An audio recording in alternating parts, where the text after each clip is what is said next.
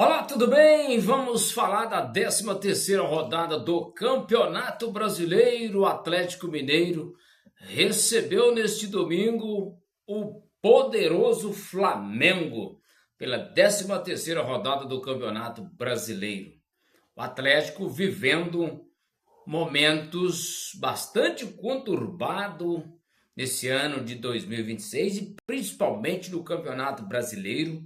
Recebeu um Flamengo sempre onde o Flamengo vai, um time completamente poderosíssimo, esse time do Flamengo. O Atlético jogando em casa, nos seus domínios, e o Atlético tentou de tudo, mas o Atlético foi goleado pelo Flamengo por 4-0. E olha, o Atlético Mineiro até tentou segurar, fez o que pôde, mas o Flamengo é o Flamengo, muito superior e que tem bons jogadores esse Flamengo. Impressionante como esse time do Flamengo parece uma seleção. Não é por causa do resultado, mas quando a gente pega ali jogando na frente, Samuel Lino, De Arrascaeta, Gonzalo Plata, Pedro como atacante, é impressionante como esses camaradas jogam. Sem falar dos atletas ainda que o Flamengo tem no banco, né? Impressionante que o Flamengo ainda tinha contra o Atlético no banco ali para poder ser substituído. Então, esses jogadores em campo jogadores de altíssimo nível, de altíssima qualidade. O De Arrascaeta, que está no Flamengo, é impressionante como esse camarada joga bola. O Atlético tentou de tudo, mas eu quero trazer aqui um destaque, como que o Atlético jogando no 4-2-3-1, né, com o atacante Cassierra na frente, com o Vitor Hugo, muito bom jogador do Atlético, Vitor Hugo, o Coelho, o Bernard, só que não foi suficiente para poder fazer gols contra o Flamengo. O Flamengo tem uma zaga muito sólida, tem o meio campo que joga muito, que marca muito. O Atlético não teve êxito. Teve alguns momentos no jogo, é claro que teve, por exemplo, vamos trazer aqui alguns detalhes aqui do jogo. Por exemplo, o Atlético teve aí contra o Flamengo 14 finalizações e o Flamengo teve 7. Só que das 7 que o Flamengo teve, 6 foram no gol do Atlético e 4 delas entraram. A posse de bola ficou em 50%, bem equilibrado entre Atlético Mineiro e Flamengo, né? Uns 50% de posse de bola para cada lado. Na trocas de passes também foi mais ou menos bem parecido. 485 passes troca o Atlético contra 479 o Flamengo. Muito bem parecido.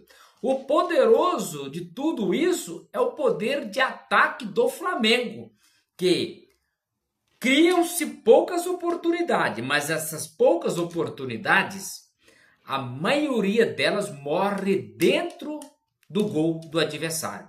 Então, quando você pega o Pedro marcando 2 gols, você pega o Arrascaeta, que é impressionante como joga a bola, o Gonzalo Plata, como que o Gonzalo Plata marca um gol contra o Atlético e todo mundo, 7 jogadores do Atlético, não consegue fazer a marcação desse garoto que vem trazendo para dentro e solta uma pipocada, um canhoto, um canhão no ângulo do goleiro Everson.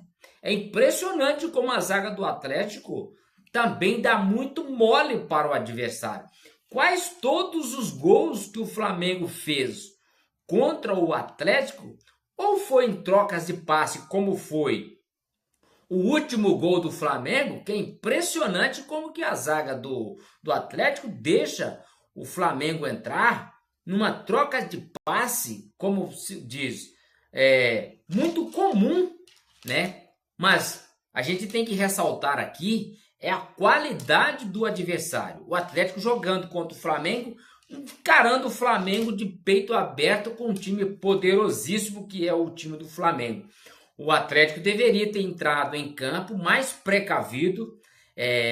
Não é feio, no meu ponto de vista, entrar para segurar o resultado. Se o Atlético entra para poder defender nesse jogo, talvez não teria sofrido essa goleada.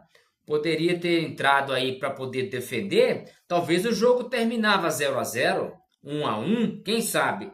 Mas do jeito que o Atlético entrou, encarando o Flamengo todo poderoso, de peito aberto, neste sistema tático de jogo que ele entrou, a goleada 4-0 ainda foi pouco, por causa do time poderoso que o Flamengo tem e o jeito que o Atlético entrou para jogar contra o Flamengo, encarando o Flamengo, porque o Atlético joga em casa, vai entrar de peito aberto contra o Flamengo. O Flamengo é muito poderoso e não ia acontecer outra coisa, não foi o que aconteceu na Arena MRV.